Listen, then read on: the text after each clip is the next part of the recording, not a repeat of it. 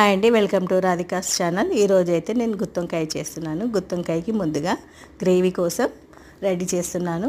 మసాలా దినుసులు ముందుగా పల్లీలు, నువ్వులు, లవంగాలు, ఇలాచి, దాల్చిన చెక్క ఇవన్నీ వేసుకొని కొద్దిగా మాడకుండా చూసుకుంటూ వేయించుకోవాలన్నమాట. వేగిన తర్వాత ఇవన్నీ ఒక ప్లేట్లోకి తీసేసుకోవాలి. అదే కడాయిలోకి ఒక 2 గరిటెల వరకు ఆయిల్ వేసుకోవాలి. కొద్దిగా ఆయిల్ వేడెక్కిన తర్వాత ఇందులోకి జీలకర్ర వేసుకోవాలి. కొంచెం ఒక టీ స్పూన్ అంత జీలకర్ర వేసుకోవాలి. అలాగే ఇందులోకి కొద్దిగా మసాలా కూడా వేసుకోవాలి. దాల్చిన చెక్క, లవంగాలు, ఇలాచి 3 వేసుకోవాలి.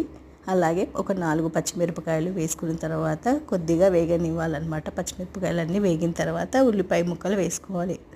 ఒక పావు కేజీ వరకు ఉల్లిపాయలు చిన్నగా కట్ చేసుకొని వేసుకోవాలి. ఉల్లిపాయలన్నీ బాగా వేగనివ్వాలన్నమాట. ఈ కొంచెం వేగిన తర్వాత ఇందులోకి పసుపు వేసుకోవాలి. పసుపు వేసుకున్న తర్వాత వంకాయలు, మనం ఉప్పు నీళ్ళలో వేసిన వంకాయలను మనం కడాయిలోకి వేసుకొని వంకాయలన్నీ బాగా మగ్గనివ్వాలన్నమాట. మూత పెట్టేస్తే మనకు తొందరగా వంకాయలు అనేవి మగ్గిపోతాయి.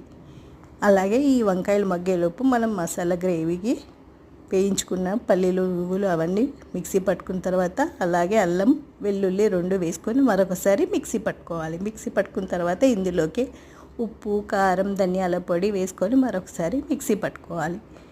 అలాగే అందులోకి చింతపండు, ఒక 4 రెమ్మలు చింతపండు నానబెట్టి ఇందులోకి వేసుకొని గట్టిగా పేస్ట్ లాగా చేసుకోవాలి. అలాగే కొద్దిగా వాటర్ వేసుకొని గ్రేవీలాగా చేసుకోవాలన్నమాట.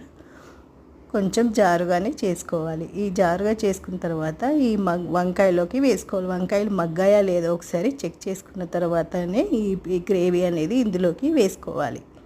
ఇలా వేసుకున్న తర్వాత మరొకసారి గరిటెతో కలుపుకోండి. కొంచెం వాటర్ కూడా వేసుకోవాలి. కొంచెం లిక్విడ్ లాగానే ఉండాలి. కొంచెం లిక్విడ్ లాగా ఉంటేనే మనకు మగ్గేలోపు మనకు గ్రేవీ అనేది దగ్గర పడుతుంది. మరొకసారి మూత పెట్టి నూనె అంతా పైకి తేలే వరకు కర్రీ రెడీ అయిపోతుందన్నమాట. నూనె పైకి తేలితేనే మనకు రెడీ అయిపోయినట్టు కర్రీ. ఇప్పుడైతే నూనె పైకి తేలింది కాబట్టి మరొకసారి లాస్ట్ ఫినిషింగ్గా మనం కొత్తిమీర వేసుకుంటే రెడీ అయిపోతుందండి.